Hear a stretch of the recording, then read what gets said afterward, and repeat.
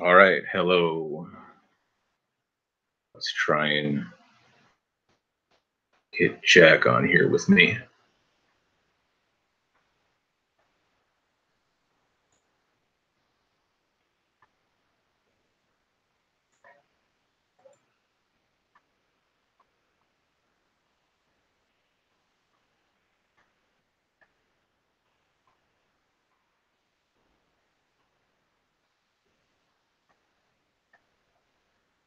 All righty.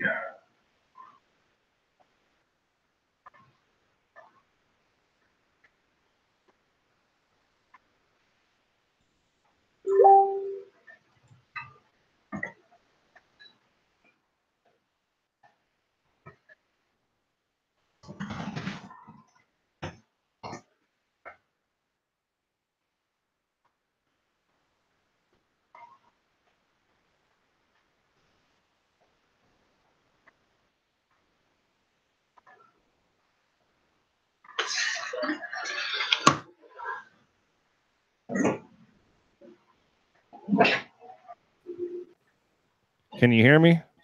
I can hear Yeah. something going on All over right. there. All right. All right. What up? Exciting. So what's up, man? It was your first YouTube stream. Yeah. Excited? And depending on how bad this goes, I might save it, but I'm kind of thinking probably not. Well, what the fuck are we going to talk about now? I still haven't uploaded the fucking conversation that I had with you and Ben. Right. Unfortunately, I have the audio edited, but I have to actually make it video form. Gotcha. Which is just going to be a still image, but I just haven't done it yet because I'm a loser. Oh, no. But anyway. Okay. So I don't know. What's up? Well, primarily what's up is I just wanted to test out this Hangouts on Air bit and get it working. And now that I know I can get to work, it's pretty dope, huh? You're gonna have to teach me now. Yeah. Well, I mean, I have to send a request to them or what? So I'm trying to retrace my steps in my mind here how I did this. So in your channel, there should be like in the creator studio section, there should be a selection for live streaming. Right.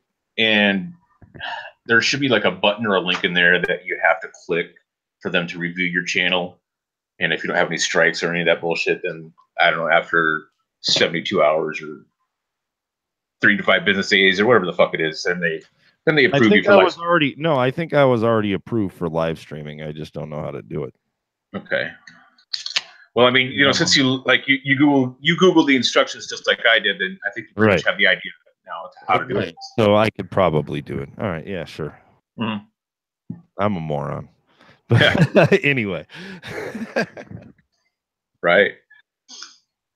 And so yeah, there's also some distractions. I have, of course, a YouTube channel with some shit posts from years ago.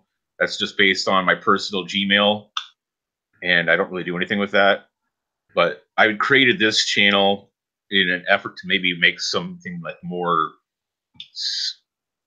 I don't want to use the word serious, but I guess I can't think of a better word because it's not going to be serious by any means. But you know, to actually try and create content that people might want to watch, possibly. Well, let's do it, man, and wait until we actually host the Jordan Peterson Slavoj Žižek debate. That would be fucking awful. No, actually, that'd be awful. Not awesome. Awful.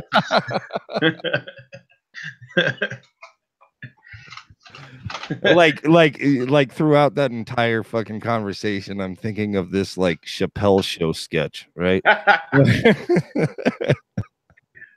And it's like you and me being the fucking commentators on this fucking Žižek versus Peterson debate. Are you serious? You know, you're just not understanding like the metaphysical substrate and the archetypes. And then, of course, I'm not even gonna try and do Žižek. And so on. And so on. And so on. So on. Yeah, that's bad, but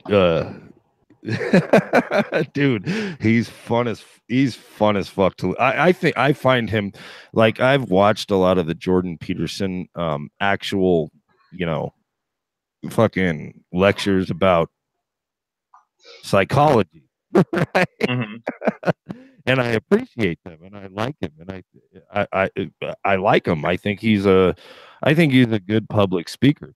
I don't like when he starts talking about shit he doesn't understand, right? Yeah, no, I feel the same way.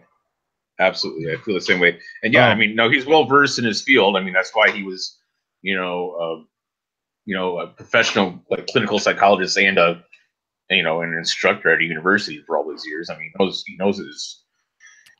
he knows his shit in that regard. But Sure. But he's also obviously ideologically driven, right? yeah, absolutely.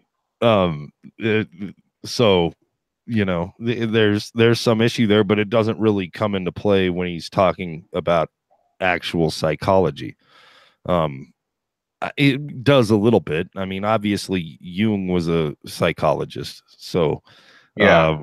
Jung was an ideologue as well, though. So, and I mean, that's right. Right.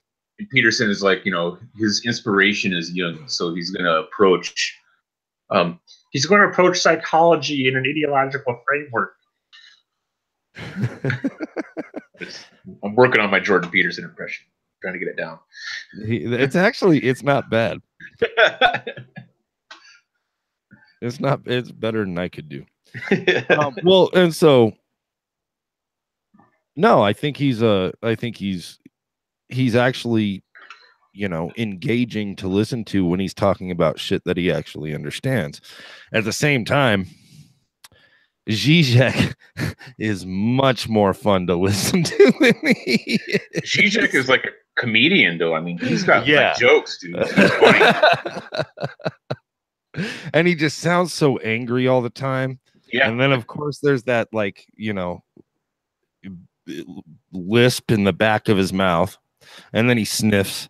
Yeah. My favorite Zizek video clip on YouTube is where he's comparing basically different European cultures through their toilets. Right. So you've seen the video?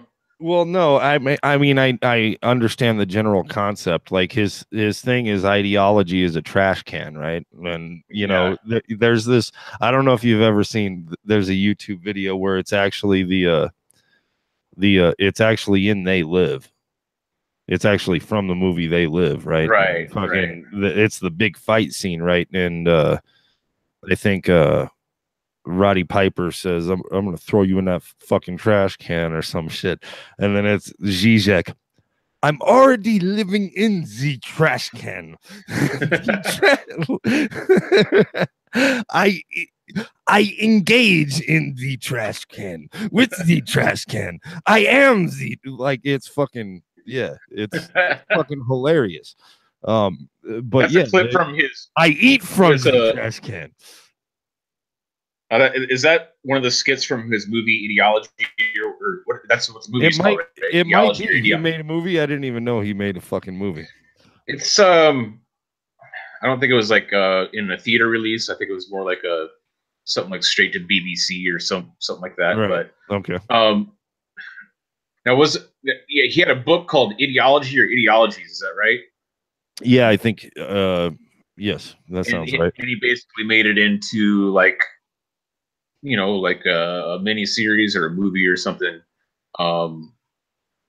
and basically most of it is him recreating scenes from famous films, as he would say, or films, and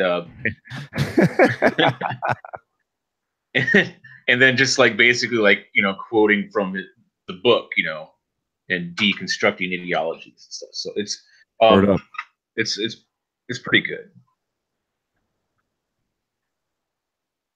No, I'll have to look for it. I'm actually gonna post if you don't mind, I'm gonna post the link to the stream. Yeah, go ahead and share. I don't care. I mean, I'm not gonna post the link to like the Hangout, but I'm gonna Right. post the link to the stream. Yeah, the first one I gave you is probably the Right, one where people right. view it. No, it is. It is. I already checked, and you started fucking looping and feeding back on me when so I hit stop on the shit. But yeah, Gotcha. I know what I'm doing. Cool. Believe it or not. I mean, sometimes I know what I'm doing, but not always. I'm always good at pretending like I know what I'm doing. I mean, that's all that really matters, though, right? That's like that's the key to being an adult, just pretending to know what the fuck you're doing. Pretty much, yeah. I mean, I don't think I can argue with that. Yeah. I mean, I'm just as stupid now as I was in 8th grade, so hey. I just know more bigger words than I did back then. I have more statistics to back up the beliefs that I already had. Yeah. That's another, yeah. You just basically you gain trivia throughout life that you can There you go. that you can use to back up your insane claims that you make. Win ideological jeopardy. Yeah. That's there you go. That's it. That's right there. Isn't it though? Isn't that basically what we do? Yeah, I mean, is that what, like, yeah, that's what rhetoric is, isn't it? Pretty much. Sure. Well, sure. That's also what sophistry is, right? Yeah. Did you hear that? Did you hear or see that Hillary Clinton basically blamed the fact that she called herself a capitalist for her loss in the election? So wait, she says that she lost because she said she's a capitalist? Yes, that's what she claims. And so here's her reasoning, right? Okay. So she's running against Bernie Sanders, who calls himself a socialist. And 42% of the Democratic Party, apparently, according to her, 42% of the Democratic Party claims they're socialists. Like, even if that's true, 42% of the Democratic Party doesn't understand what fucking socialism is, or else they wouldn't be in the fucking Democratic Party. But anyway. Right. Well, I mean, we've had this out before, and we've came to the conclusion that ANCAPs and Democrats think both define socialism the same, and that is when government does stuff. Sure. So, right. I mean, the centrist liberals to slightly left progressives to social democrats like Bernie Sanders. Like, I don't consider Bernie Sanders a socialist at all. He's a welfare statist, so he's a social democrat is basically what he is. He's like, well, we don't want to abolish capitalism, but we want to make sure that there are, these checks and balances within the market system in order to make sure that it keeps going the way that it's always gone. Right. So is there like this unstable fucking institution? Yeah. Right? So is there like, I mean, so then that makes me wonder, is there like a difference between a welfare statist and social democrat? I don't know that there is. I mean, what would you say to that? Well, I mean, how do you define a welfare statist exactly? Like, yeah, so social democrats definitely want a welfare state. I mean, everything they do is within the state, and everything economically they do is within the state, right? Yeah. That's social democracy. That's the way social democracy works. It's within the state and it's within capitalism, right? It's just it's kind of a Rawlsian. It's Rawlsian, sure. Rawlsian liberalism, basically. Yeah, sure. That's not a bad description of it, I don't think. Is social democracy? Yeah, social democracy is extremely liberal, but it's also very statist. Yeah. Right. So I mean, this is, when Bernie Sanders refers to the Scandinavian countries as a win for socialism, he's not actually talking about socialism. Those are still capitalist fucking countries, but they're social democracies, right? Like there's a lot of state enforcement in order to make sure that there's not this huge gap between rich and poor, right? Yeah. It's basically just the state like compacting,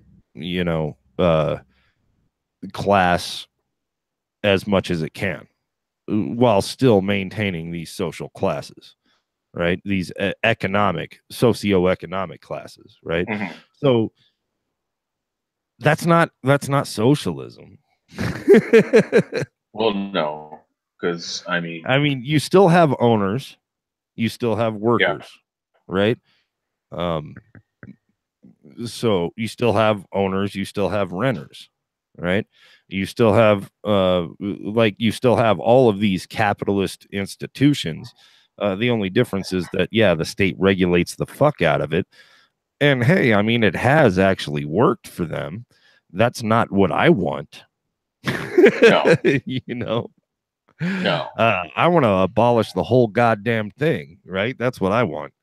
But so yeah, I mean, Bernie's basically a social democrat. I mean, I guess the good thing about Bernie, like, I never would have fucking voted for Bernie. I don't vote. I'm an anarchist. I don't believe in representative democracy. Yeah. Like, I think that's a fucking joke, right? Like so let's say Bernie like fully aligned with me and like let's abolish the state and capitalism, right? The moment I voted for him, if he won, would he actually do that? Probably fucking not. No, likely no. He wouldn't. It's like probably fucking not. Right. And it's like, when I messaged you earlier and said that next weekend when I meet, because I'm going to meet Adam Kokesh and a bunch of these other. I've met Adam Kokesh. He seems like a nice dude, although he seemed upset when I met him. I met him at an airport. And he was with the girl who apparently he abused, right? At the time.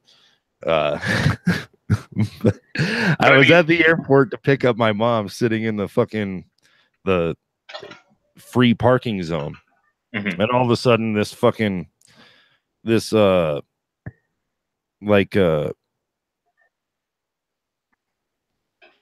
not a Winnebago, but like a small little camper, but like drivable camper, right? Right.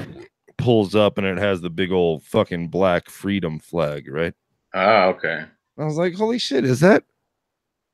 I'm sitting in the car just looking like, holy shit, is that it? And he gets out of the car.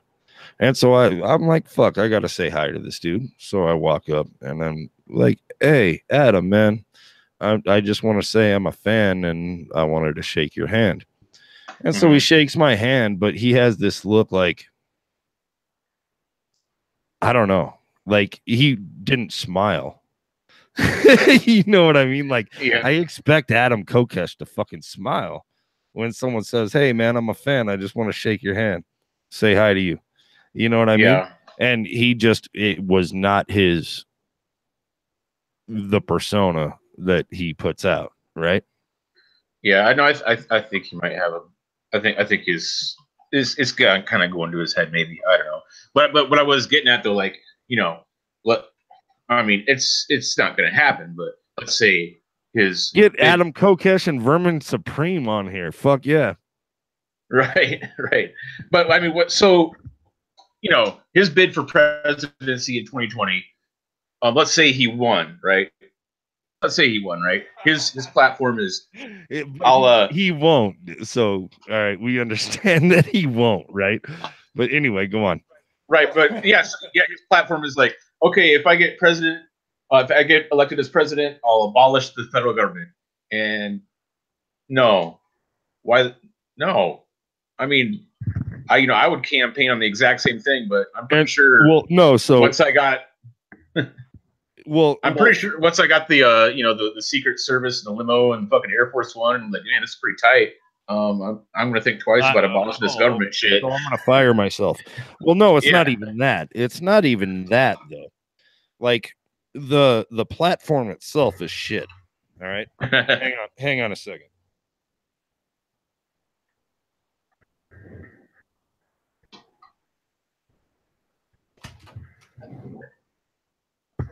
Yeah, so the platform itself is shit. All right, so you abolish the federal government. Yeah. You know what happens after that? Well, there's a power vacuum. So every southern state abolishes the like makes gay marriage illegal. Yeah. They make drugs penalized as a fucking firing squad capital offense. Yeah. Right. Like you don't destroy tyranny by necessarily destroying federalism. Right? I don't think federalism is necessarily the problem. It's like Ron Paul. Like Ron Paul's, well, I think we should leave it up to the states. No, fuck no. Like when it comes to shit like drugs and fucking fucking gay marriage and fucking abortion and fucking sex work, no, you don't leave it to the fucking states, because that's how it gets fucked up even worse, right? This is an even more concentrated tyranny, right? Well, so slavery, for fuck's sake, no, you don't leave that sort of shit up to the states. You don't. Here's where we're gonna butt heads is okay. So local communities have the right voluntarily, and I guess this is not exactly the same as leading up to states, but they have the right voluntarily to organize their society however they want. Are we talking about what actually exists, or are we talking about some sort of ideal that doesn't exist? Which are we talking about here? See, and that's probably why I preface that by saying it's not exactly the same thing, because I'm talking about the ideals. Right. Not all right. Right. So ideally, yeah. Ideally, I could say that communities ought to organize themselves, and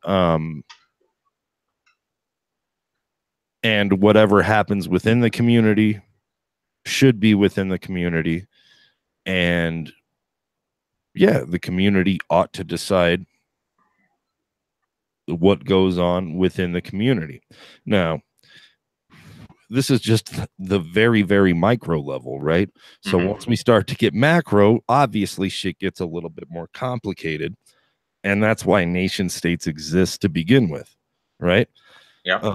So if we want to eventually abolish the nation state, then we should be focusing on how these communities expand organically and how we can deal with that.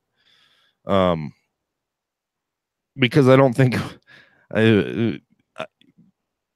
looking at the history of humanity, I don't think we've dealt with it all that well. Maybe this is me from my fucking my intellectual fucking lighthouse, sitting here acting like I'm better than everyone else. I am part of humanity, obviously. But I think we've done a really bad job as humans of organizing more on that macro level. I mean, this is why nation states exist. This is why nation states go to war with each other. Right. You know what I mean? So it's, I don't know. I guess that's all that's it, I guess. Yeah. Right. Where were we? I think I fucking trailed the fuck off there. I basically about how, I don't know, about stuff. Right. About fucking around. Yeah, about fucking around. Yeah. So I guess if there was any theme to this live stream, and I mean, it really doesn't matter what we do. I could turn on my camera and get my dick out at this point because nobody's watching. But I'll spare you. I'll stop watching. I'll spare you. But so kind of like a brainstorming session. I'm trying to think about what I'm going to do with this now that I have this channel and this tool available to me. Well, dude, I'll hop on board. Dude, I'll fucking exploit your fucking labor. If you want me to be on this shit, you know, moving forward, I'm more than down. Whatever direction, you know, as long as you don't, you know, pull a fucking Warski or some shit. Oh yeah, let me, yeah, let me bring in surprise guests. I got Richard Spencer on the line.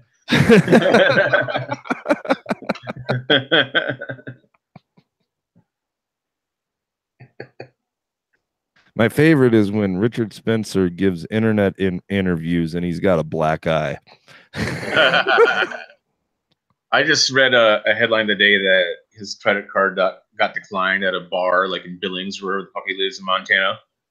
And like they wrote on his receipt, like in big letters, like, your card has been declined. Like, they wrote it in his face. Like, they don't even like him in his hometown. They're like, you fucking piece of shit. I mean, yeah, honestly. Oh, poor guy. And honestly, like, I feel so bad for him. Yeah, I mean, well, honestly, like, even half the alt-right doesn't like him either because they think he's gay. And I mean, I understand why. Because I mean, I'm pretty sure he is. I mean, but my God. You know, he makes me. Oh man, poor dude. Sorry, what were you gonna say?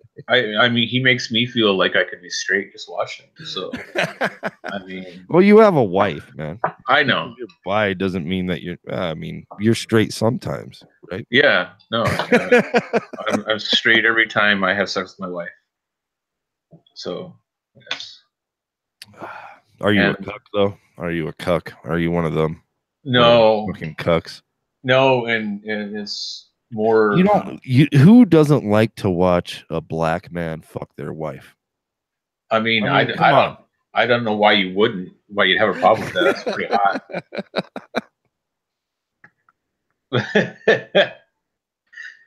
No, I mean. Anyway, she's not into. She's too vanilla to be into cucking. So I mean, even if I wanted that, like. It's not going to happen. So too vanilla. Good choice of words, you fucking racist. Oh man, come on. Sorry, man. It was fucking wide open. Oh shit. That is kind of a segue into what I was getting at, because I want to discuss like social justice shit on here, but at the same time, I don't want to, because that's like, it's old and tired on YouTube. Extremely outplayed.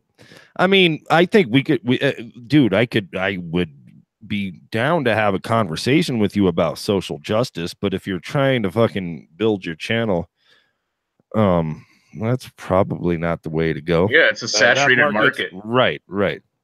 Completely. That market is completely saturated, and it's fucking dead.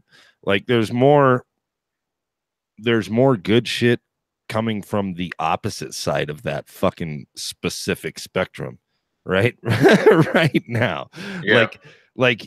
Dude, SJWs have actually made some good shit, right? Like some good content, and I'm like, holy shit, dude, that is fucking amazingly good. I can't, I might disagree with certain ideas, but at the same time, I'm like, well, no, you made fucking great fucking arguments. Well, and I mean, just like aesthetically, like, and I'm thinking of two channels like ContraPoints and H Bomber Guy. The H Bomber Guy is my boy, and yeah, they're both SJWs though, but they make really quality content. Right. H Bomber Guy is fucking hilarious, And ContraPoints, dude, that Jordan Peterson ContraPoints video. Yeah. Oh my goodness, that was fucking amazing. I was like, holy shit, dude. She just fucking destroyed that motherfucker. Yeah. Like, just absolute. And she was fucking mocking him the entire time. Well, what I love is like, so she's like finally a leftist that finally put to bed the tired old trope of Jordan Peterson is the leader of the alt-right or the darling of the alt-right. Like, no, he's not alt-right. Okay, he's not alt-right at all. So I mean, people have just been strawmanning Peterson for like a year and a half, and finally she's like, she's not, and she's actually criticizing him on shit that he says and just wrecking him, which is, you know, it's like, why did it take so long? No, that was one of the best philosophical breakdowns of Peterson's philosophy. Like, that was one of the best breakdowns of Peterson's philosophy I've ever seen. Like, she gives you the well, this is postmodernism, this is Marxism, right? Like, she gives you that shit. This is what postmodernism says, this is what Marxism says. Yeah, these two are not really compatible. No, not really. I mean, just by the virtue of fuck are you talking about? Right. And that was, I mean, that's the thing that's bugged me about Peterson for a long time, is like, it's just the new cultural Marxism fucking conspiracy theory, right? Yep. Just in a different dress. Yeah. No. Yeah, and I mean, you know, just like going back to the brainstorming stuff. So something I think a lot about, and I'm trying to like articulate it correctly, is that, so, you know, we're kind of in this ideological turmoil going on right now, a culture war, a moral panic. There's all kinds of different, you know, definitions people give. But what I notice is the same old tired ideas being trounced out, you know? I mean, because fuck, you know, fascism is making a comeback. Fucking, you know, Marxist-Leninism is making a comeback. Fucking classical English liberalism from the 18th century is making a comeback. It's like, where is the ideological innovation? Or, you know, where's the innovation of ideas? Like, where is this happening? It has to be going on somewhere. I'm not seeing it. Well, so I'll first state my bias, right? I don't have as big a problem with Marxism as I do with Leninism or Stalinism or Maoism, right? Like, all of those expansions of Marx are way fucking worse than Marx himself was. Sure. You know, I mean, read Lenin talking shit about anarchists and libertarian Marxists with his piece against left-wing communism, right? like read that fucking vitriol, that vitriolic fucking, yeah, no, you won't. Oh, dude. Anyway, so I don't think identity politics really plays into any of these fundamental left-wing modes of thought, right? I think it's something different that has sprouted up that maybe a lot of us, left or right, couldn't really predict, right? It just kind of happened. I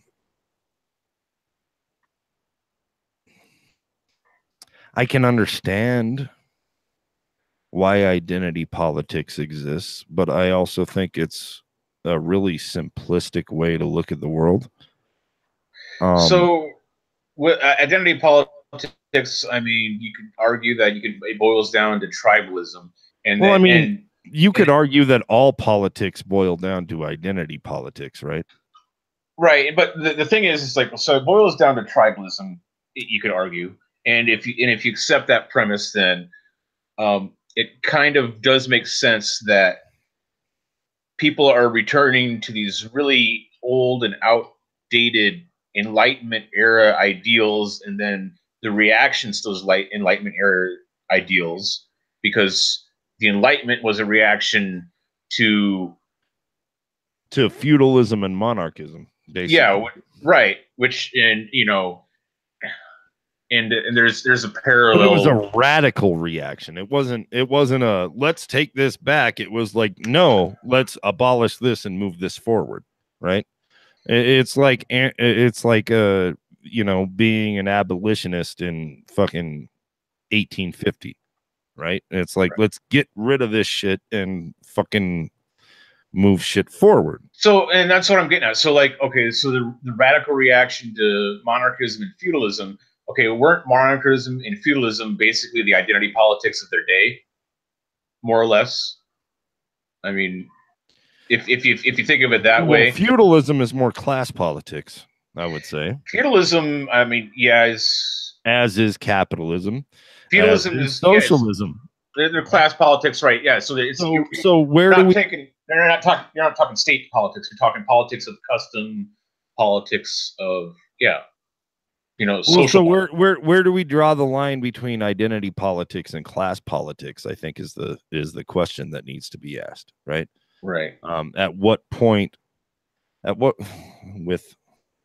For lack of a better term, at what point do they intersect, and at what point do they, you know, separate from each other? Right. So maybe I should be focusing more on monarchism as a you know, analogy for identity politics, right? Well, because monarchism isn't necessarily a land ownership, you know, issue, right? As much as feudalism is, right? Yeah. Feudalism is about land ownership, as is capitalism. Exactly. All right. So anyway, sorry, go on. So right. So monarchism, I mean, that's where nationalism comes from. I think it's pretty safe to say that nationalism is a type of identity politics.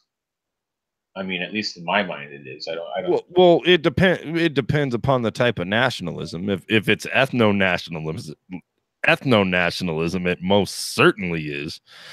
I mean, Jordan Spencer calls himself an identitarian, for fuck's sake, right? Right. So yeah, I mean, if it's ethno-nationalism, certainly. Civic nationalism a little bit as well, because it's about, you know, this identity within our borders, right? Even if it's a diverse group within the borders. And no, I mean, it still applies, because, okay, so civic nationalism, you have diverse ethnicity within your nation, right? And you can compare that sort of to, let's say, the LGBTQ community, right? That's a diverse group that are united under their single identity, right? Okay. All right. So that's kind of like a, you know, a civic nationalism of sorts. I mean, I'm being really loose with my comparisons here. I know. Right. You're being really loose with your definition of the term nationalism, right? Yeah. Because I don't even mean nationalism. I'm just saying there's similarities between these things. So that's what I'm saying is like. I mean, and this is a vulgar comparison, but it would be like calling the Black Panthers an actual nation of their own, right? Right. Now, granted, they were extremely organized and very much in solidarity with one another, but they didn't have a piece of land that they could, you know, draw borders on a map around and say, this is our nation. Right. Right. So basically the comparison I'm making then is, so monarchism, which kind of led to nationalism, and you can compare it to identity politics of today. So instead of the nation or the the crown, It's right? the identity. Is the identity. I'm white, or I'm black, or I'm Hispanic, or I'm gay, or I'm trans, or I'm bi, or I'm, whatever I am, right? Yeah, yeah. So that's the real, loose, vulgar comparison that I'm making, and that's and I think people maybe kind of subconsciously or instinctively are turning back towards Enlightenment ideas and then reactions to those Enlightenment ideas to react to identity politics. That's why you're seeing the resurgence. Who is it? Who is it exactly that's going back to Enlightenment ideas? Like Jordan Peterson? Yeah. But yeah, okay. Yeah. So yeah, you're Jordan. But Peterson Jordan Peterson's also heavily inspired by Nietzsche, who was anti-fucking Enlightenment, right? And that's what I mean. So I'm starting with the Enlightenment, and then the reaction to the Enlightenment ideas. So yeah, you have Jordan Peterson or Sargon Akkad, all these guys like, I'm a classic English liberal, right? But then there's also, like I said, Marxist Leninism and Marxism and all that. That's making a big comeback, and now with the alt-right, fascism is making a comeback, and people are seeing kind of history repeating itself in a way. So this is like 1920s Germany again. This is the Weimar Republic. I wouldn't go that far to say it. I wouldn't. I wouldn't. I don't know if I'd say. Oh, that. I definitely wouldn't go that far. No, I wouldn't know. But no, I see the fucking comparison. I definitely wouldn't go that far, but I do see the comparison. I can't deny the comparison exactly.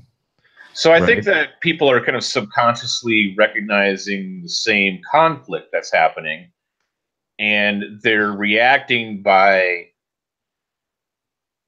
trotting out these old and tired methods instead of innovating. So what we need is a centrist leader to unite all sides under one regime.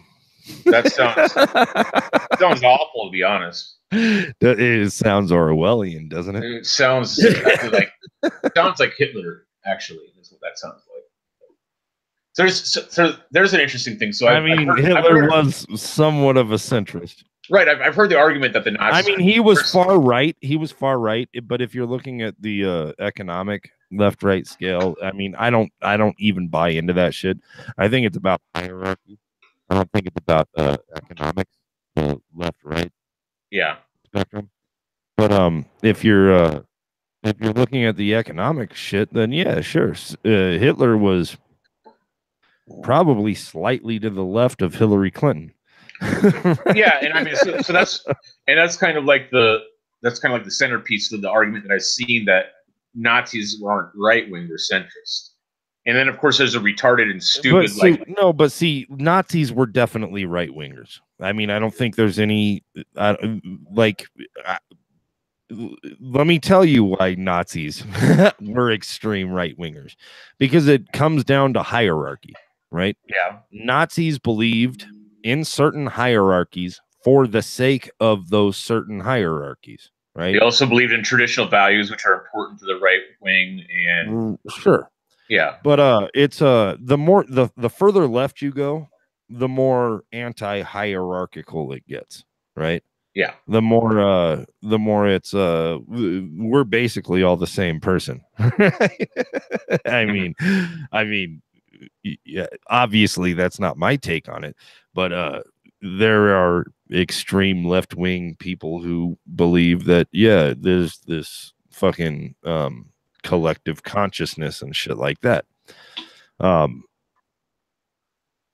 Anyway, but the farther right you go, the more it's either this hierarchy is natural, so let's let it exist and not mess with it, or it's this hierarchy is natural, so let's protect it, or it's we must enforce this hierarchy on everyone else, right? So Yeah. this is the way that the further right you go, these are the steps you take, right? Mm-hmm. This is just my take on the left-right spectrum. I'm sure this is subjective as fuck. I'm sure many people will disagree with me, but this is the way that I see it. And so yeah, Nazis were fucking extreme right wing as fuck in that aspect. Like they weren't egalitarians at all. And so to call the Nazis left wing is just because they called themselves socialists, right? That's disingenuous as fuck. That to me, it doesn't make any fucking sense. No, the Nazis were not left wing at all. Unless you're a fucking retard and you work for PragerU and they right. All right, so they were left wing because they said they were socialists. Right. So that's Prager University. Yeah. Or, fucking failed comedian talking about democratic socialism is Nazism. Yeah, that was a good one. Right. So back to, I mean, what do you think though? I mean, is there like a real, like just a real need for innovation in thought and ideas? That's just because like I said, these old tired ideas keep getting trotted out. It's like, okay, there's nothing new about fucking democracy and socialism and capitalism and communism. It's all old shit. Where's the new shit? You know what I mean? Well, I mean, I think these ideas are important, but I don't think any of these ideas are actually going to be put into practice until the labor problem is taken care of. Like, we may be headed for a fully autonomous society if we don't blow ourselves up in the process. So you mean like if the transhumanist thing is realized, basically, is that kind of where you're it's going? not even really transhumanism. It's just like the menial shit can be taken care of, by automatons. And yeah, I've been playing Frostpunk, by the way, a lot. God, I love that game. But you got to build automatons. Right. That's how you save your people from certain death. But anyway, no, I mean, automation. Here's the thing: even the most hardcore Marxist isn't going to sit here and try and convince you that capitalism isn't necessary, right? Capitalism is very necessary. Well, I was just going to say you wouldn't be a very good Marxist if you could make that claim. Right. So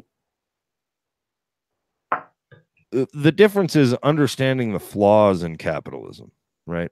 The problem with with a lot of, maybe not most, but with a lot of ANCAPs is that they try and they just believe that the market is like this infallible thing. You know what I mean? And like, no, markets destroy themselves all the fucking time. And yeah, the state has saved capitalism repeatedly over and over and over again.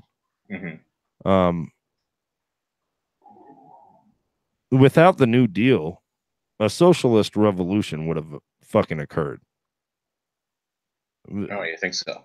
I almost know so. I don't think capitalism would have survived without FDR. And that's to his credit or his detriment, I guess, depending upon which viewpoint you want to come from. Sure. But no, he said himself. He said the best thing he ever did was save capitalism. I mean, and I think that was actually an honest statement. Yeah, I mean, I don't really buy the, you know, I mean, it's kind of an ANCAP argument. I don't really buy the arguments that, you know, FDR was, you know, this commie or whatever, you know. I mean, no. He was anything but a communist. His economic program was much closer to the Italian and German programs than it was than it was to the fucking USSR program, right? Yeah, no, I was gonna say he was basically pretty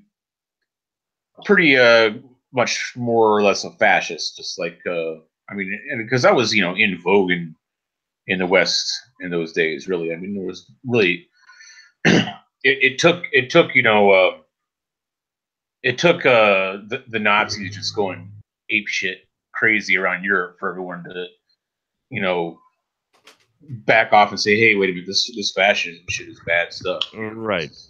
I mean, we could argue, you know, how much fascism influences in Keynesianism or even Misesian Austrianism, right? But there's fascist influence in both of them. Yeah. And I don't like either of them. I don't think either school is fascistic. I don't think either school was attempting to be fascistic, but hey, man, the fascists put some economic programs in place that actually kind of worked at certain points, right? So, yeah, well, I mean, and it didn't. They caused economic booms. That's to be sure, right? So, I mean, you know, in the short term, sure, fascism is pretty cool as far as it. Just wait for that quote to be taken out of context, right. J.J. Frederick said fascism is pretty cool. In the short term, all right? In the short term. You got to listen to the whole sentence, God damn it. Well, I mean, if you just look at the economics of it, I mean, this is third positionism, right? Yeah. This is we're not capitalists and we're not socialists, but we're basically hardcore statists who will use both to our benefit. Right. And I mean, you know, I don't know. When you put it that way, it's like, fuck, you know, am I a fascist now? Because I'm still really,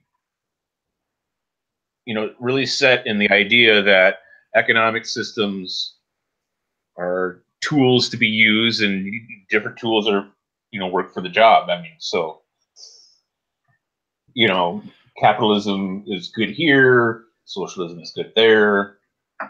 You know, it's right. A really a utilitarian approach. So, I mean, if we're talking just if capitalism is just, you know, free trade on a market, and if socialism is just worker ownership of the means of production, then I would say the middle point is mutualism, right? Where the workers own what they produce, then trade it on a free market. And even hardcore communists generally don't have a problem with that position. Yeah. Right? That's not third positionism, though. Third position is probably kind of trying to find a synthesis, right? No, well, third positionism is actual fascism because it's authoritarian as fuck. It's like we're gonna it's if you actually listen to what do they call themselves? They call themselves the something workers, traditionalist workers party. Okay, right? Yeah. So they're like the dude that beat the shit out of his right, in the trailer park, that Matt Ambridge, that guy, yeah. So if you actually listen to what their platform is, it's they want class collaboration, between workers and capitalists under the umbrella of nationalism, right? So that's fascism right there, right? That's literal fucking it's no, we need to stop this class conflict and come under nationalism in order to all better ourselves. So whenever you hear someone say anything, like, mutualists will never say we need to collaborate with the capitalists. Right? No, you'll never meet a mutualist who says that, right? I mean, I've never have, so you're right. I guess you'll never meet. I mean, you'll never meet an actual socialist, period, who says that, right? Class collaboration, just that phrase, is usually your first indication that, holy shit, this is a fascist ass motherfucker, isn't he? Market collaboration, like, on the other hand, I mean, exchange in the market. I mean, if you want to consider that a form of collaboration by working out a mutually beneficial deal. All right, are we going to argue voluntarism now?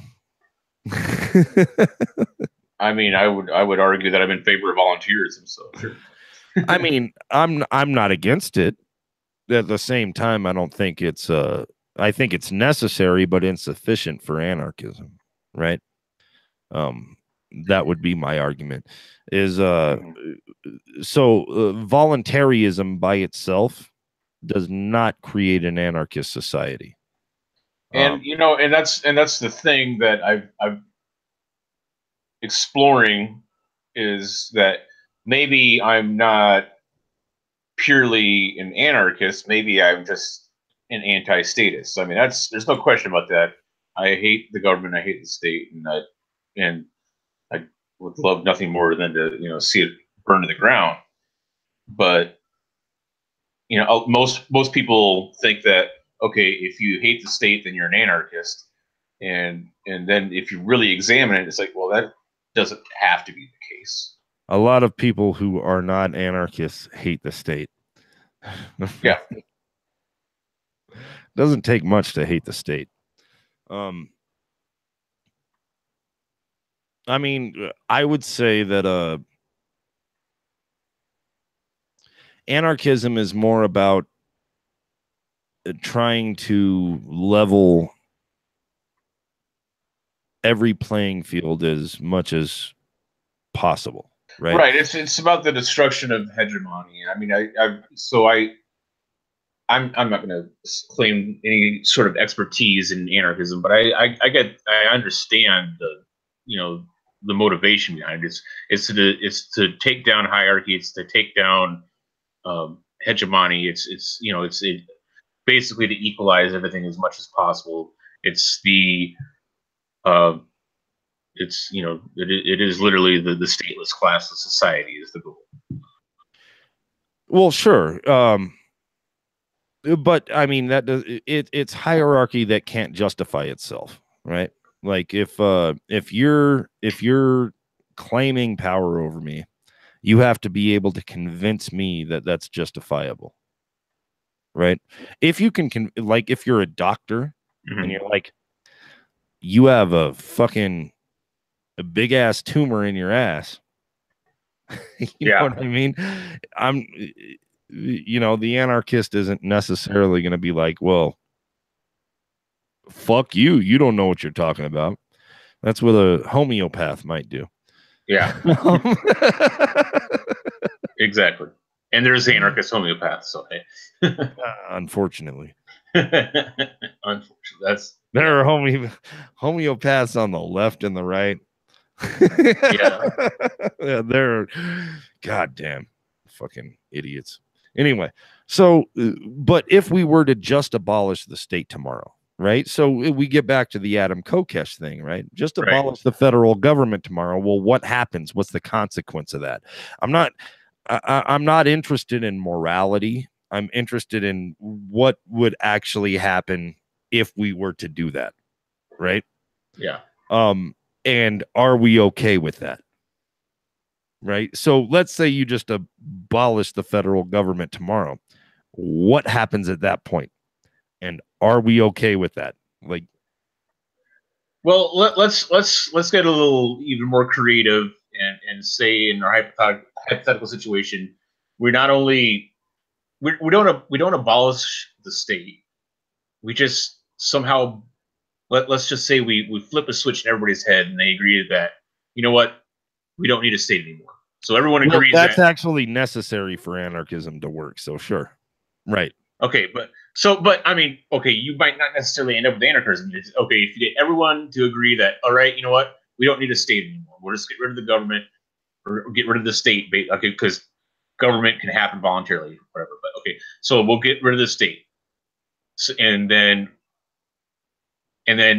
that kind of takes out of the what if scenarios that, oh well, someone else that wants the state will just come in and, you know, fill that power vacuum.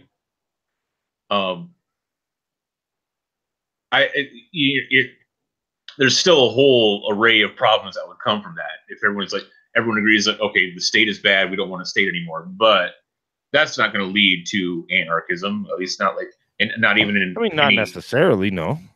Yeah. Sure, not necessarily. I mean,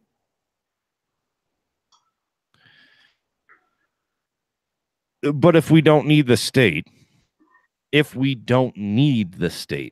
right, and we recognize that we as a whole human population, 7 billion of us. Yeah. Jesus fucking Christ. If we all collectively realize that we don't need a state to govern us, is that not endless possibilities? I mean, what do we do at that point? Like, see, the problem I have as far as praxis is concerned is that if we just abolish the state and keep capitalism in place, well, then capitalism will basically be the state, right?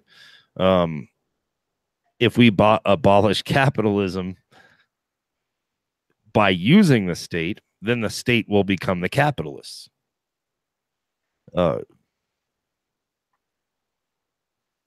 So if we were to have this shift in entire consciousness throughout the world, I would like to think that we'd figure out many different ways to organize with one another. But that's a fucking fantasy world, right? Yeah, it is. Like, we're not all instantly going to decide, oh, we don't need the state or capitalism. Like, that's not going to happen. No. And I'm not sold on that whole argument that, you know, I mean, that, you know, statism is, it almost sounds to me, and I guess maybe I'm getting it wrong, but it almost sounds to me like, you know, the state and capitalism are like one and the same, right? You know, but how can that be when the state? They're not one and the same, but they are. It's like the state and religion was at one point, right? They're partners in this. I'm just saying, not that there's the same thing. Like, the church and the state were not the same thing, like, really ever, were they? No. All right. Well, I mean, only like in the most, well, even in the most like pure theocracy, not necessarily so. Right. And so that's what it is. Like, the state and capitalism aren't the same thing. But they work in collusion with one another. Right. So that's the issue. And that's why you can't gut one without gutting the other, unfortunately. Yeah, you gotta take care of both. It's just the fact of the matter is that statism is a hell of a lot older than capitalism. We've had capitalism for what, like 500 years, really? I mean, I mean, 300 or 400, but yeah, sure. Yeah, 3 or 4 down there. But yeah, I mean, for as long as we've had the Industrial Revolution, so that's basically how old capitalism is. But the state goes back probably, arguably, about 10,000 years. Sure.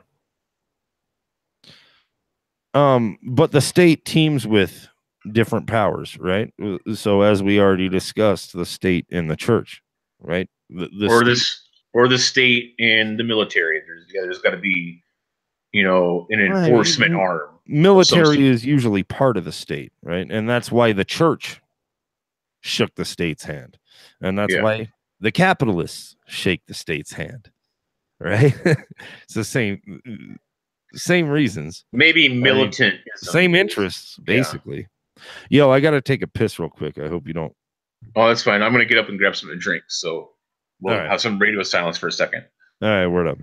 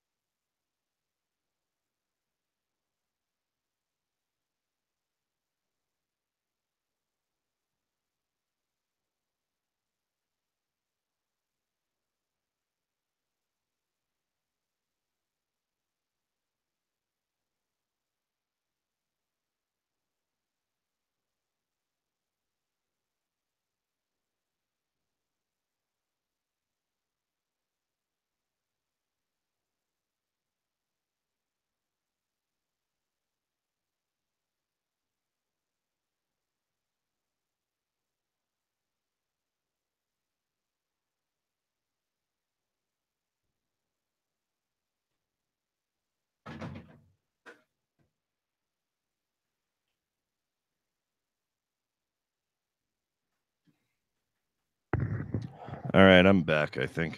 Alrighty. So, hey, did you see that I was actually just looking at it myself. Did you see that I ran into some vegan protesters at Walmart this evening? No, I didn't. You ran into vegan protesters at Walmart this evening? Is that what you said? Yeah. So we're at Walmart getting groceries for the graduation party for son tomorrow, and congrats to your boy, by the way. All right, thanks. I don't know if I already said that, but just in case I didn't. Yeah. Anyway, so, vegan protesters. Yeah, so it looked like it was a family, honestly. They were just like all lined up in front, like there's a few adults and some kids that are lined up in front of the meat section, and oh god, yelling at everybody, saying how animals have feelings and don't want to get eaten. And so people were just grabbing meat and ignoring them, I'm guessing. For the most part, anyway. Yeah. There was one dude that was being a smartass, and he was saying like, animals taste good with barbecue sauce and shit like that. So it was pretty funny. What if I put barbecue sauce on my salad? Is that all right? I mean, I think barbecue sauce itself is vegan, so I mean that should be okay. But I mean, it was just this Oh, weird. it was a chicken salad though. Oh, I mean, by all means. Although I mean, I don't know, that's not a salad dressing. I don't know. It was just, Dude, I mean, dude, you can make anything a salad dressing if you're brave enough. oh man, I don't even want to go to where like what popped in my head when you said that, but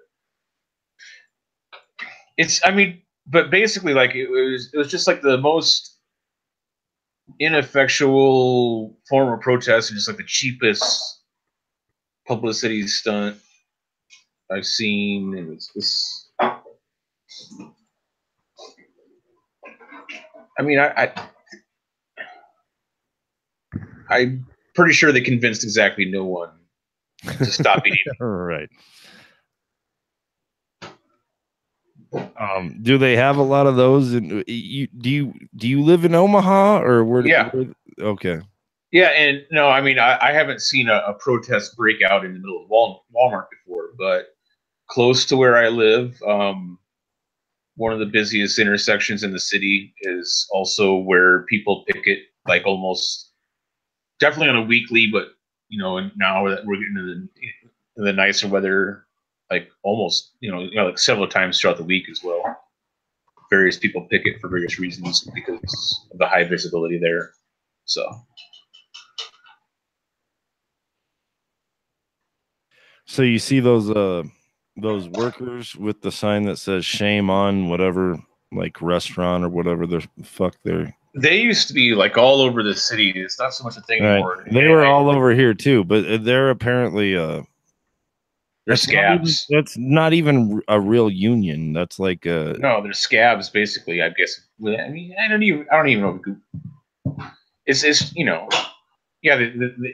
They literally go to like a staffing agency and right. It's like, oh, hey, you need a job for the day, $8 an hour, hold the sign. Right. There you go. Right. Right. No. Yeah. That's some bullshit. And it's financed by yeah, it's some bullshit, and it's just fine. And so these are not workers; they don't care about the sign that they're holding. And the whole thing, from what I understand, is financed by like lawyers that are trying to like shut down whatever business they're targeting because they're gonna beef with them for whatever reason. Oh God. See, I mean, here's the thing. This is why I say there's no left in the United States, right? Because if that were like you think of the left, you think of like workers' movements, right? Yeah. Pretty much every union in this country has been completely taken over by fucking lobbyists. That's what the AFL-CIO essentially is just a lobbying group. It's a special interest group, and they lobby the government for welfare programs and entitlement programs, and they could give a fuck about what workers need, really. Well, so the very purpose of a workers' union to begin with is that the workers are actually the ones in control of it, right? And they're not. In the case of that right. And so when you have these workers' unions that are top-down hierarchies, you completely destroy the very reason that these shits existed in the first place. Yeah. So, but okay, so and since I brought up this bizarre spectacle that I saw in Walmart, like it's kind of bringing to mind another thought I've had lately is that activism in the United States is largely a joke. I mean, I hate to use mostly, yeah. I hate to use this. I hate to use a bit of SJW jargon, but like it's performative. No, it's don't die on me. No, I'm all right. Most activism in the United States is basically about the spectacle, not the actual purpose of, Right. you know what I mean? And I mean, so, you know, when we go back to unions, right? God, I fucking hate unions in this country. No, I love the idea of unions. There are still decent unions in other European countries, like workers' unions in other European countries. They're just not here anymore. And so we could go back to FDR again, right? Like he basically, he didn't ban unions, but he basically was like, why you need a union? I just took care of you. Right. So it's, and it's that very mentality, right? If you're in a workers' union, you should be involved in that union. It shouldn't just be something that, you know, a piece of your check gets cut out of, right? Yeah. Right. I don't know. I mean, is this the what's his name? The dude, the American Union leader who the Teamsters dude. What the fuck is his name? Why can't I fucking remember it? You mean Jimmy Hoffa? Jimmy Hoffa, right. Okay. Right. They still have it on his body, I guess. Right. So is this the Hoffa model that we're because Hoffa wasn't like Hoffa wasn't an ideologue, I guess, as far as I know. Or was he? I mean, all I know is that Hoffa was a union boss. He got killed, and nobody knows where his body is. Right. That's all I know. But you've seen the Jack Nicholson movie, right? No, I haven't. Oh my really God, good, it's a fucking great movie. I'll have to check it out. I bet it is good. It's basically all of my understanding of Jimmy Hoffa. But from what I understand and what other people say who have actually like studied him, is he wasn't really an ideologue. He just wanted better wages and conditions for those he represented, right? He was accused of being like a hardcore Marxist communist and shit, obviously. Fucking McCarthy and shit. But yeah, I mean, as far as I know, he wasn't one of those. He was just no. I just want good wages and good conditions. That's all I want. He wasn't like, I want to overthrow capitalism. Yeah. But apparently they fucking killed him, and his body's never been found. Yeah, and that's what everybody knows about Jimmy Hoffa is like, you know, well, nobody knows where his body is because, you know, I mean, he disappeared. Oh, dude, it's a great movie. You've never seen that fucking movie? I haven't. Shit. No. Dude, it actually begins like it's Jack Nicholson as Jimmy Hoffa and Danny DeVito as like his best dude. And Hoffa's about to go and disappear, right? Yeah. Like right before he goes and disappears. And then they flash back and, oh, dude, it's a fucking great movie. Fucking Jack Nicholson, man. Yeah, I mean, Jack Nicholson was amazing. One of the greatest actors, for sure. I mean, after all, he played the best Joker in the best Batman movie, so. There's you can find this YouTube video, and it's basically like a behind the scenes take of Jack Nicholson during the filming of The Shining, getting ready for the axe through the fucking door scene. Yeah. And like he's fucking going nuts. It's insane. It's dope. It's dope. Like he's a fucking good actor. Anyway. He was, for sure. I don't know. I'm looking up where was it here? And the name of the movie was Hoffa, right? Wasn't it? Yeah, it was called Hoffa. Yeah. Okay. Oh, there it is. 1992. It's on Netflix and shit, if that's what you're looking on. Yeah. It's a good movie. It's long and it's kind of boring, but it's fucking Jack Nicholson. Yeah. I'll have to check it out. Danny DeVito directed it. What do you know? Yeah, I mean, Danny DeVito has actually got a. He's really kind of underestimated as a filmmaker. The greatest thing he's ever done is join It's Always Sunny in Philadelphia. Yeah. And yeah, that is a good show. But no, yeah. Danny DeVito's always been good, sure. Definitely. What's up with all these fucking Italians? I mean, Danny DeVito, fucking Al Pacino, Joe Pesci. Fucking Joe Pesci. Have you ever seen The Soup? Wait, is that what it's called? That show? No. It's The Superintendent, I think is what it's called. It's a movie with Joe Pesci. Joe Pesci's the fucking leading actor. Hold on. I gotta fucking look this shit up. I don't think I've seen that. The Super is what it's called. The Super, okay. All right, so he's like the son of this wealthy New York businessman, right? And his dad tells him to take care of this fucking project that he owns. And so he's the superintendent of this fucking project in the middle of fucking like Brooklyn or the Bronx or some shit. And dude, it's fucking hilarious. There's this basketball scene. Holy shit. It's one of the funniest fucking scenes. Yes.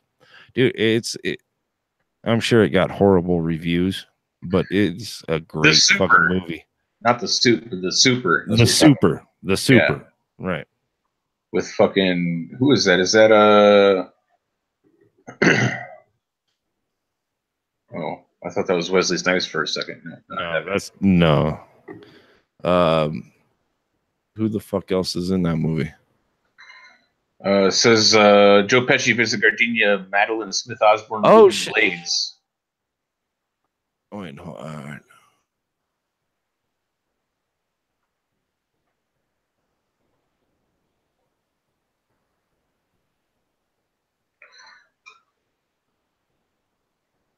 Yeah, I don't think there's any like famous basketball players in this movie.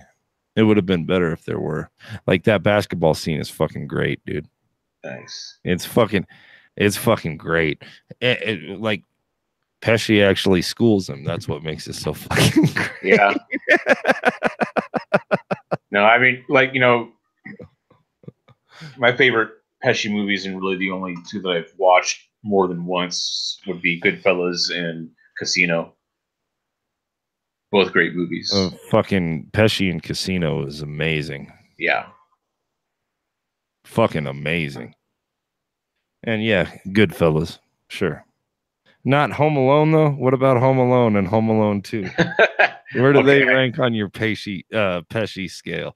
I mean, yeah. Either those are okay. You know, I my cousin Vinny though. My cousin Vinny. Come on now. Okay, that was a good movie too. That's a fucking great movie. Oh my god, that's a fucking classic. But like I'm talking about movie. Yeah, but I'm talking about movies I've watched more than once. So I'm not a huge cinemaphile. You haven't watched My Cousin Vinny more than once? No, probably not. What the fuck is wrong with you? You should watch it again, dude.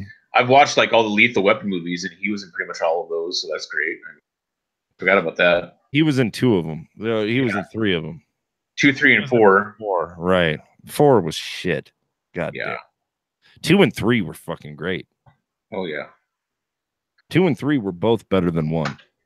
And 4 was just fucking shit. Why didn't you fucking bring Chris Rock in? Come on, man. You already got the fucking trio, right? Yeah. With Pesci. Like, why you gotta, oh man. like Chris Rock just fucked everything up, and I hate to say that. I like Chris Rock, but fuck, he fucked up that. No, I mean, it was just kind of forced to put something like Chris Rock in there for sure. Right. I don't know. Maybe I'm talking about out of my ass. Maybe you should maybe I'm gonna make you delete this fucking stream at some point. Yo, Jack deactivated again. I haven't even decided if I'm actually gonna save it after we get done, but I think it's been fun. Go ahead and save it, man. Yeah, I should. I mean, I gotta get some, because there's like no content on my channel yet, so I may as well have something on there, right? Sure. I mean, I shared the link. I don't know if anyone actually followed it. I don't know. I'm still showing 0 viewers, and I think when I saw your post, there was like no likes or anything. So apparently, people don't give a shit what we do. No, they don't. Well, that's fine. We do it anyway, right? Yeah. I mean, they're right to be wrong about stuff. So. They're allowed to do that. So, and since kind of like the theme I've been trying to have throughout the conversation is brainstorming for future live streams, is I would, I need to try and network with people better. I mean, I know how to get hold of people, especially some people that would probably get some viewers. Get people to want to watch a stream. I mean, what about you? Could you put some feelers out there and maybe? Sure. I mean, what are you looking for, though? I mean, I'm down with Vermin Supreme. I'll have to wait until I meet him next weekend. I mean, I've never seen Vermin Supreme on like a live stream. The only I've never seen him on YouTube. He doesn't. I don't know. So he just runs for positions, and he just shows up at positions. He just shows up at conventions with fucking boot on his head and shit. And promised everybody free ponies. So puts sprinkles glitter on conservative politicians. Right. Dude, I love that guy. No, he's hilarious. He's like pretty much the person I'm looking forward to meeting most out of anybody. And fucking Libertarian Party. Well, so is Kokesh gonna run on an LP ticket?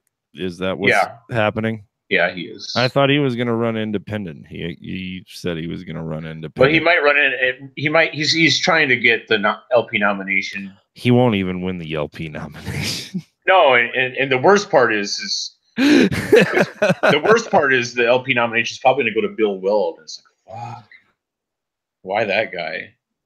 I mean, I would much prefer Kokesh over Bill Weld. If we have, as far as the LP presidential candidate. So, I mean, my question to you is, why the fuck do you even bother with this shit? I mean, you already know it's probably going to end badly, right? So why do you even fuck with it?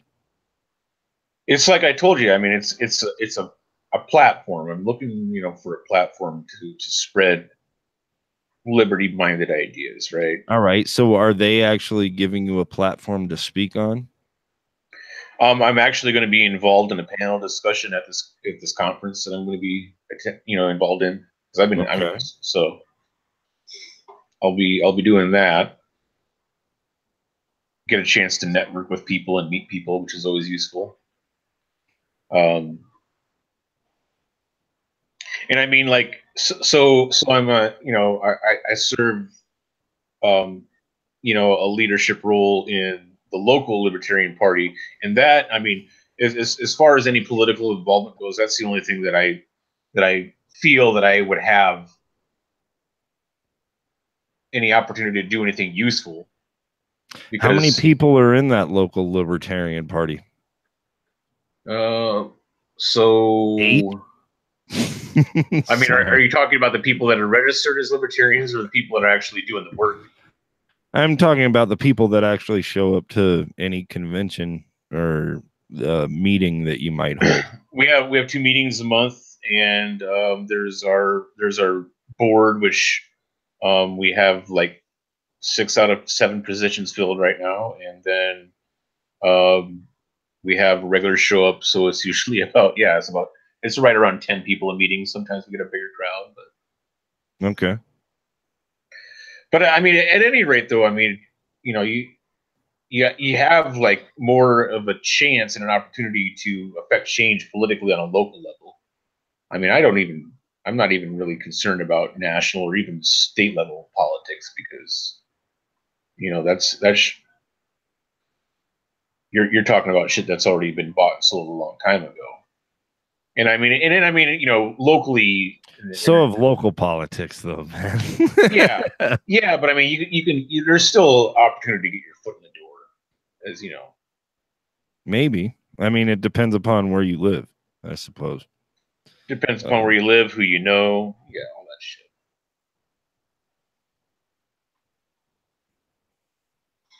I have no possibility of getting my foot in the door and with my ideas in local politics.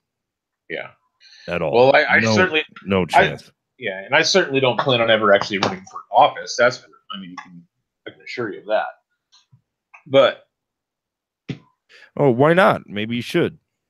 Why wouldn't you run for office? Didn't you run for office before? Didn't you tell me that no at some point? No. Who was it that told me they ran for office? God damn it. All right. Well, my bad. Hey, hang on just a second. All right.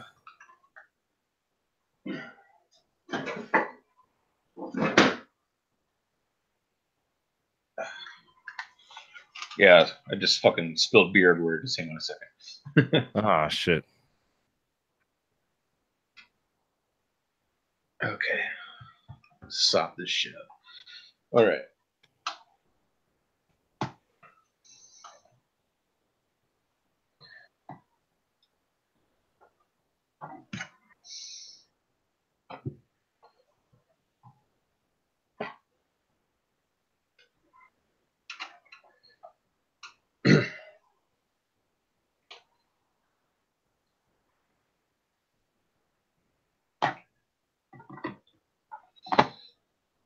I mean, the way I see it, though, I mean, getting involved in local politics is, it's better than sitting around and fucking talking shit all the time. Makes me feel like I'm accomplishing something, I guess. It's probably just. It's better. It's better than whacking your pud. Yeah. I mean, I don't know. There's an argument to be made for pud whacking. I mean, it's fantastic. Let's not dismiss it out of hand.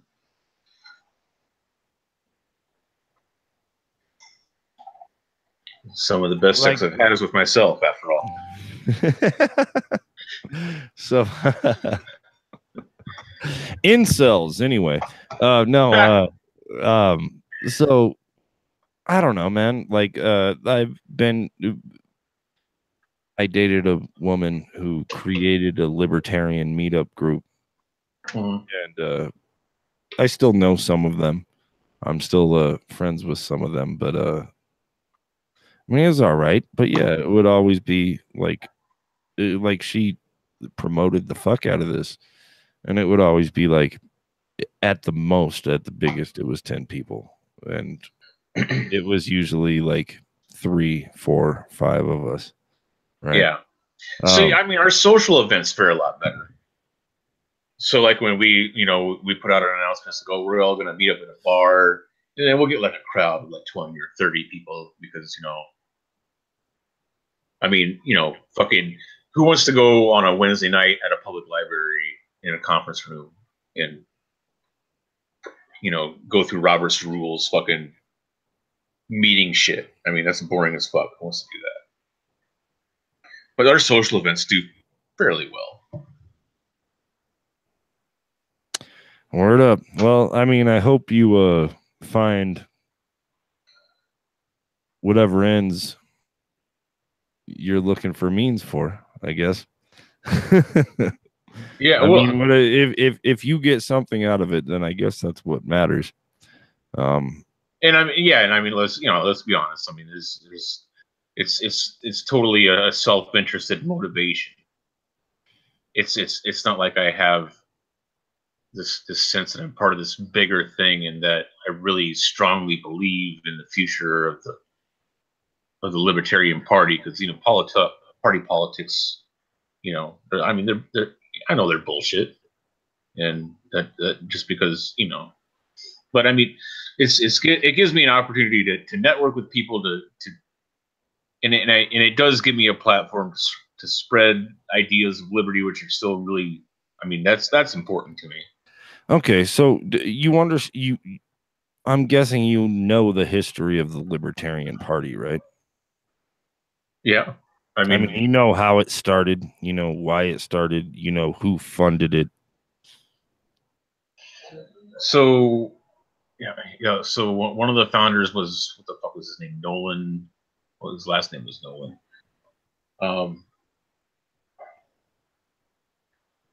The fine details of the Libertarian Party are escaping me out of the top of my head right now, as far as the founding goes.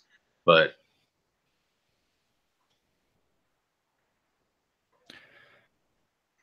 so I guess what is your estimation then of the foundation of the Libertarian Well, Party? who was their presidential candidate in 1980?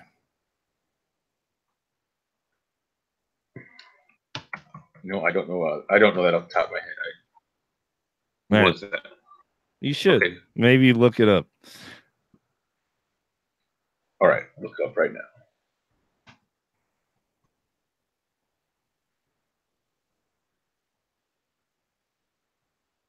I'm sure I'll recognize the name. I know you'll recognize the name. Okay. See, this is where we get the tinfoil hats out, right? Okay. Hang on a second.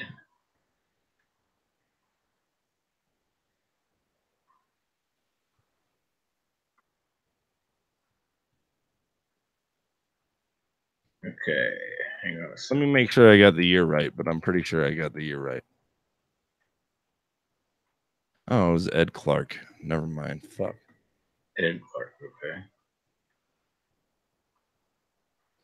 Hold on. All right, so what am I missing? All right, so who was his vice presidential candidate? Did he announce one? What the fuck? That's not what I was looking for. Maybe it was 84.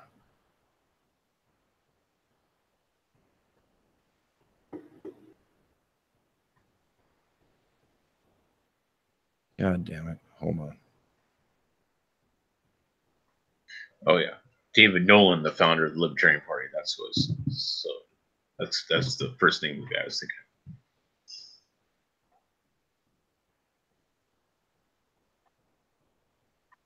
Okay, he was a vice presidential candidate, 1980, under Ed David Clark. Koch. Right. All right, that was my bad. So, and so, I mean, David Koch is a boogeyman. No, but dude, they fucking funded this. They were the founders of the party. Like, they funded it. This is well known. They basically created the party. I mean, they pushed him. Even Rothbard and Hess knew that, and Konkin knew that, and that's why he hated the LP. Right? So, right. That's all I'm saying. and to that I say, so what? I mean, David Koch it has its big business fucking funding. I give the same criticism that fucking Konkin did, is that it has big business funding. It's not concerned about the actual people.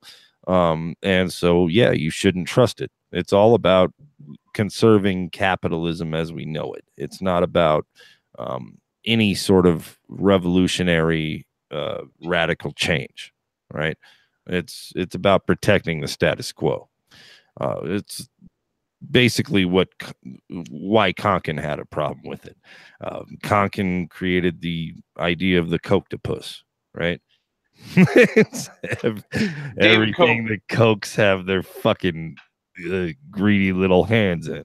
The Cokes are the right-wing version of George Soros. It's a fucking boogeyman. Who cares? Well, sure. I don't disagree with that. At all. At the same time, I'm not trying to support the interests of people who don't care about me, right? This is the egoist outlook on it. Sure. I don't think the Koch brothers have any interest in me, so why the fuck should I have any interest in them?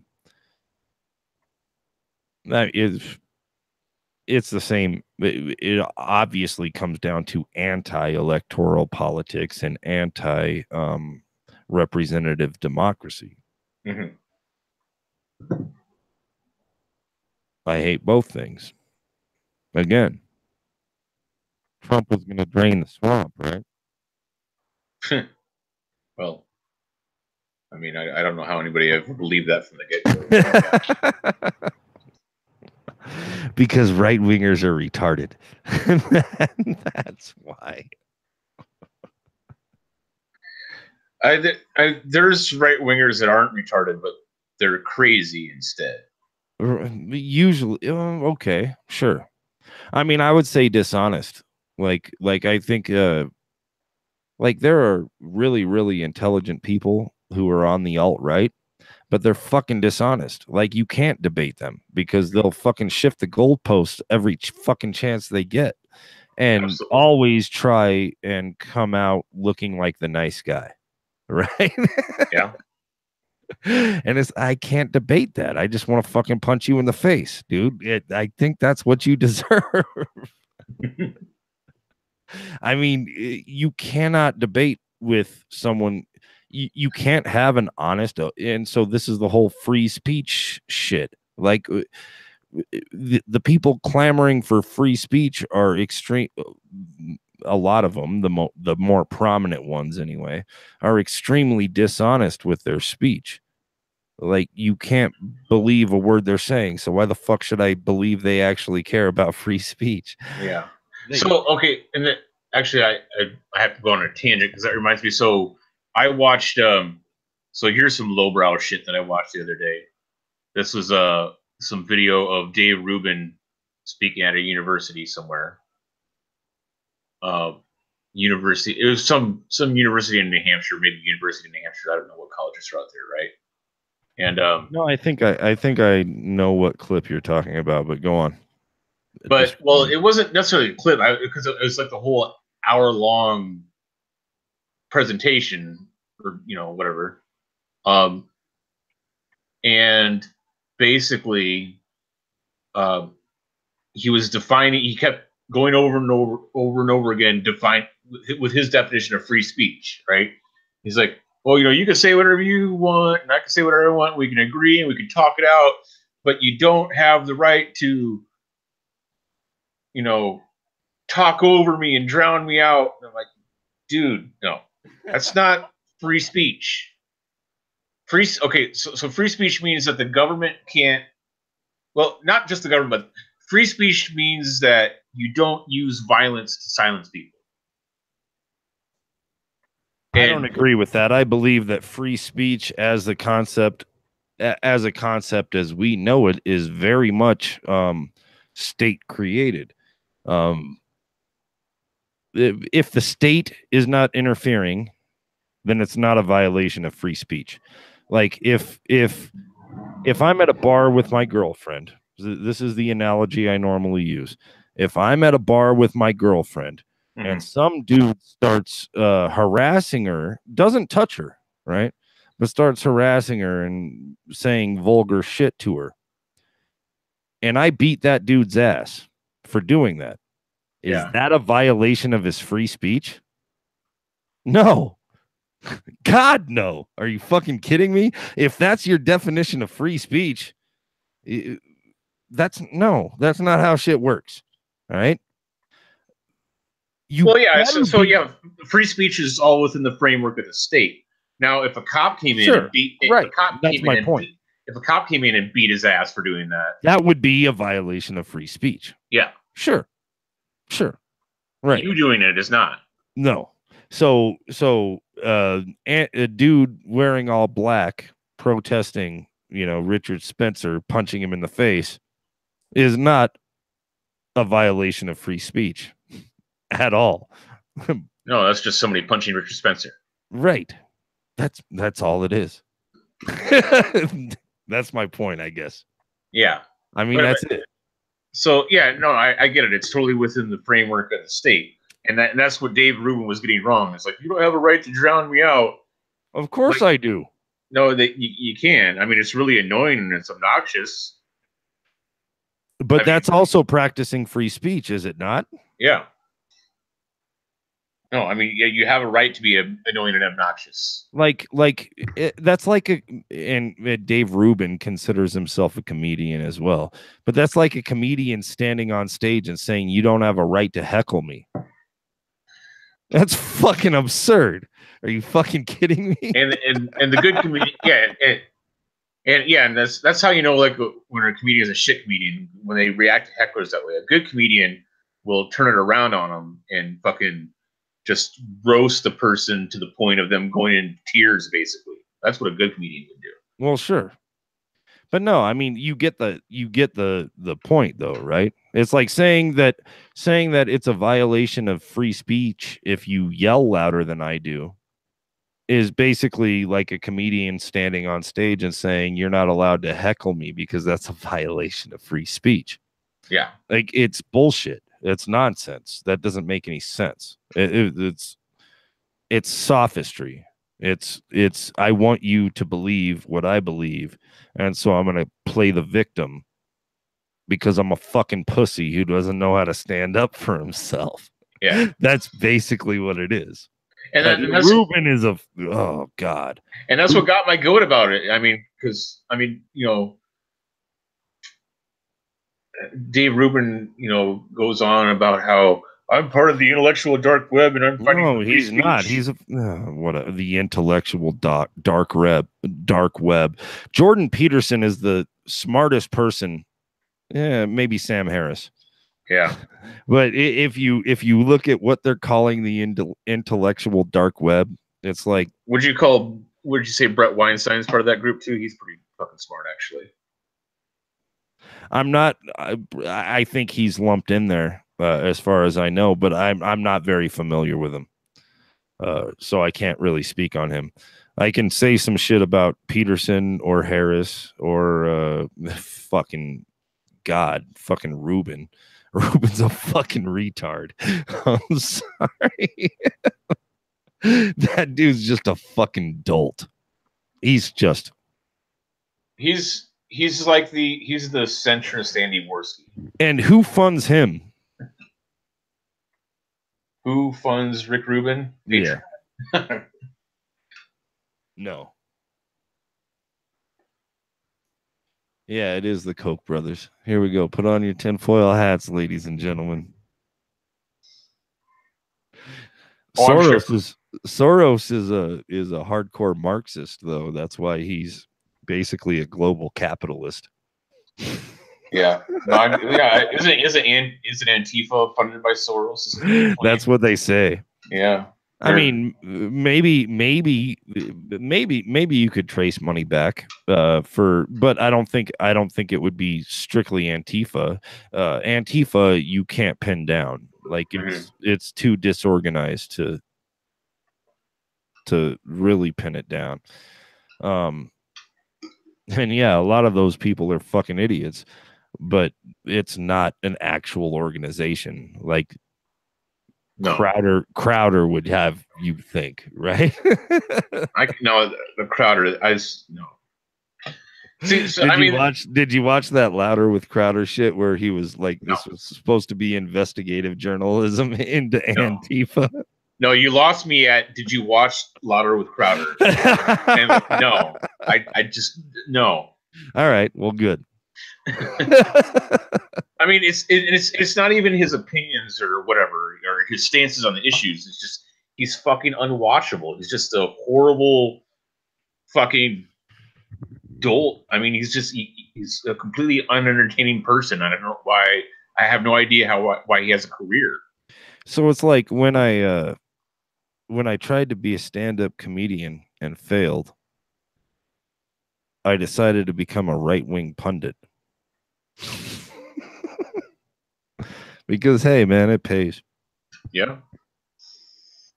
And right-wingers are easy to please. I mean, welfare? What the fuck is that? You'll get laughs and applause from a right-wing crowd just from that. Right? Of course nobody fuck, I can't talk fast enough to do a Ben Shapiro impression. Plus it's late and I'm tired. But no, you no, you do not have a right to welfare. Or no, you do not have a right to health care. No one cares if you live or die. And I say that because that's perfectly logical, because I say it fast, because right. Oh, you think capitalism's bad? Do you eat food? You live in a house? You wear clothes? There it is. Right there. Good job.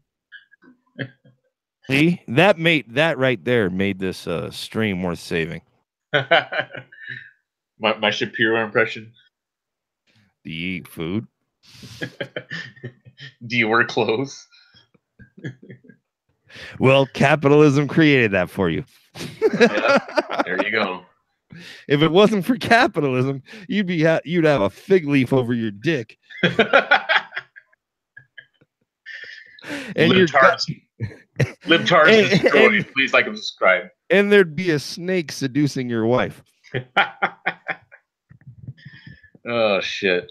You know, I think you're right. I think that's actually probably the appropriate place to end the stream. All right. On libtards being destroyed by Ben Shapiro. I mean, come on, man. Come on. Come on, Ben. That's what I mean. Come on, Ben. I mean, and if you watch his, all right, so we'll end the stream, but hold on. If you actually watch his fucking podcast or whatever, his show, like, it's him reading from a script pretty much the entire time, and he's never looking at the camera. Yeah. No, yeah, I mean his like shit on is unwatchable. Like the only thing I can stand to watch is when he's getting interviewed. But you know, it's still pretty cringy. All right, I'm ready to take questions from the crowd. Yeah, you look like a fucking idiot. Say something stupid so that I can talk really fast and make myself look smart. Yeah. And then the video gets uploaded to YouTube, and the title's in all caps: Shapiro destroys libtard. Right. Please like and subscribe. There you go. That's it, man. That's how you get rich and famous. That's right.